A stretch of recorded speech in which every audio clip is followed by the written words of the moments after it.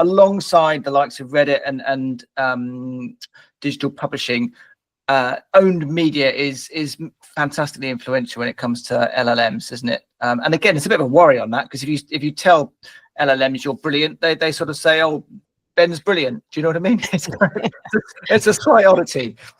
And right, you are brilliant, Ben. But yeah, no, 100% that, you know, kind of, they do tend to want to tell you what you want to hear, you find, in a lot of occasions. But you're spot on about the importance of own channels. And again, what we're seeing from our client base is that there is an awakening to that. And again, I think what's really exciting for us as comms professionals is that this is starting to join up bits of the business that perhaps have been operating in silos. So, you know, kind of the people who are owning the web channels and owning the website and putting content out of the website. Now, look, smart companies have been joining the dots between, you know, whether they have like the blogs or their destination for news articles and their reports into what's been going on out in comms. But sometimes that's not necessarily so possible, especially when you have big, large organizations with different people handling different departments.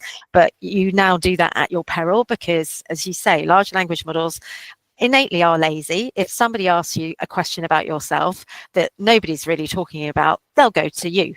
They'll ask you for it. So they'll ask you about what's your sustainability policy. They'll ask you about kind of like, where do you, like, you know, what was your employment turnover? And 9 times out of 10, they'll find it there, and then they'll serve that person the information right there on the site directly from the source. So really important you have that. However, if somebody else has been out here in, like, say, Forbes, talking about your sustainability policy and it doesn't match up, that's where you're going to get very, very confused or conflicting views of what it is you're trying to communicate to